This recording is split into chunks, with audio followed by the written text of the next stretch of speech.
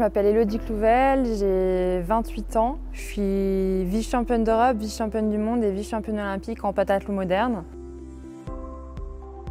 Le pentathlon moderne, c'est 5 disciplines, l'escrime, la natation, l'équitation, le tir au pistolet et la course à pied. Alors on commence par l'escrime, c'est de l'épée, c'est une touche, c'est une mort subite, donc on rencontre 35 adversaires en finale. Ensuite vient la natation, 200 mètres nage libre, l'équitation, un parcours de 15 obstacles avec 2 combinaisons, un double et un triple, avec un cheval qu'on ne connaît pas, donc c'est un tirage au sort des chevaux. Et ensuite vient le laser run, donc 4 x 800 mètres en course, avec un arrêt au stand à chaque fois, avec un tir laser.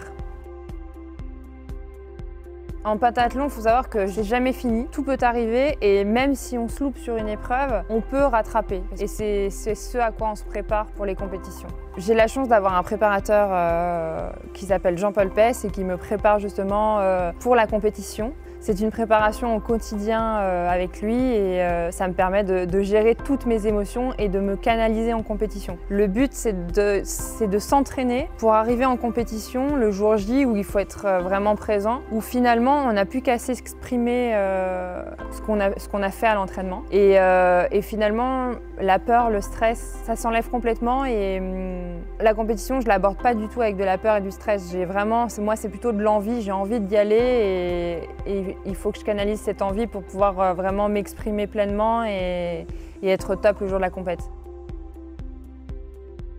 J'ai pas réalisé tout de suite, je suis arrivée de ma course, j'avais tout donné, je ne pouvais plus faire 1 mètre et je suis tombée et quand je suis tombée, je dirais 1 minute après, là je me suis dit ah ouais, t'es vice-championne olympique. Je suis montée sur le podium et ensuite ça s'est enchaîné, c'est une spirale qui est incroyable les Jeux olympiques, quand on a une médaille, on a l'impression que ça va jamais s'arrêter en fait. On monte tellement haut que finalement à un moment donné il faut redescendre et c'est vrai que c'est pas évident et pour ça il faut être accompagné et c'est vrai que j'ai la chance d'avoir mon préparateur qui m'a accompagné toute l'année dernière.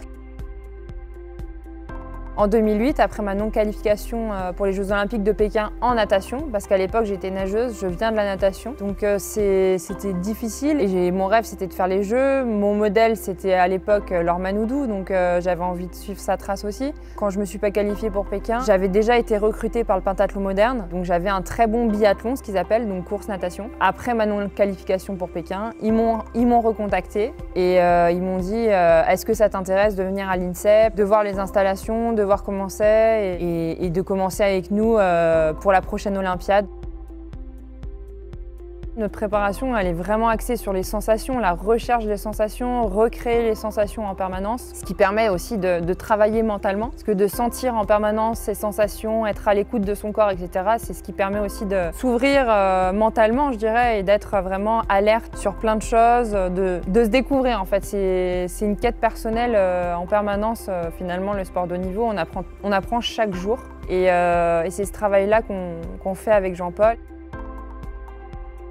Alors ma première compétition en 2018, ça va être la première Coupe du Monde au Caire. Je vais faire 3 Coupes du Monde cette année. Donc les premières Coupes du Monde, je vais les aborder vraiment dans la continuité de la préparation hivernale, je dirais. Mais j'ai quand même envie de faire de bons résultats et d'être sur le podium. Donc c'est l'objectif d'être sur le podium sur chaque compétition et même de gagner. Si je suis favorite avant Tokyo, ça sera très bien et en tout cas, je vais tout mettre tous les jours à l'entraînement, ce qu'il faut pour avoir et aller chercher cette médaille qui me fait tant rêver. C'est la médaille d'or des Jeux Olympiques, parce que c'est vraiment un rêve d'enfant. Quand j'étais petite, je disais je veux être championne olympique, donc j'ai envie de transformer ça en réalité.